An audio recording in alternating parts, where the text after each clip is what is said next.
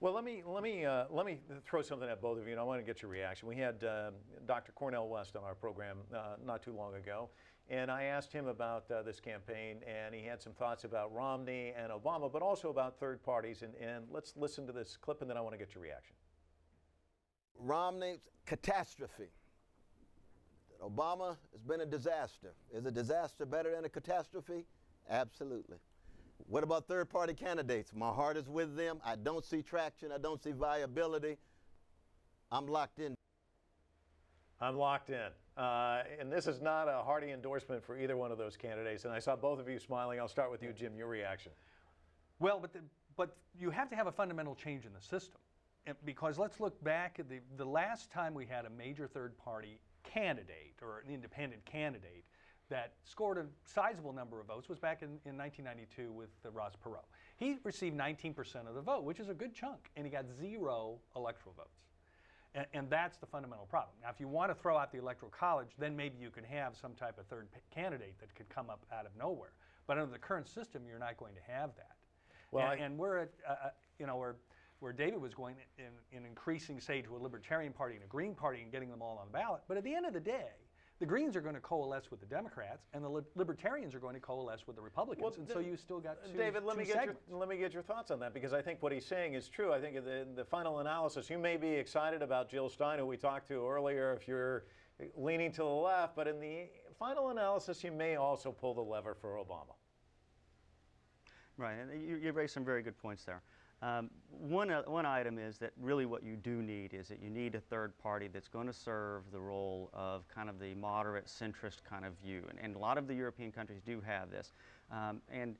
Jim raised a very valid point about some of the stability concerns, of course, of multi-party states, but mostly when you see that, those are in parliamentary systems where if a party loses the majority vote, essentially the entire coalition does, then the entire coalition collapses. You have to do all new cabinet appointments and everything else. We don't have that kind of system. It's possible to have a system where you have Congress consisting of, let's say, 3 or 4 parties, and you have one of those parties playing a swing role. And it's going to end up playing a role of somewhat of a mediator and somewhat of a centrist swing, because it will be able to coalition with either of the other 2 incumbent parties and offer them basically the majority, which is a very, very big thing in Congress, while at the same time acting as a moderating impact on some of the more extreme policies that we see. And if you look at the '92 election, Ross Perot had a significant moderating impact on that election. He brought the thing back to the core issues in the debates. Yes, he didn't get any electoral votes. No, I'm not for throwing away the Electoral College. But the Reform Party believes that what you can do without a constitutional amendment is you could actually start changing the way that states award electoral votes to perhaps award them on a proportional basis based on the number of votes that you get within that state. It doesn't require a constitutional amendment. It gives you a much more representative result. Back in the 1850s, there was a guy in Illinois who was a Whig, and he decided that party was going nowhere, and it was time to start a third party, and he became the first Republican president, Abraham Lincoln. How come that can't happen again?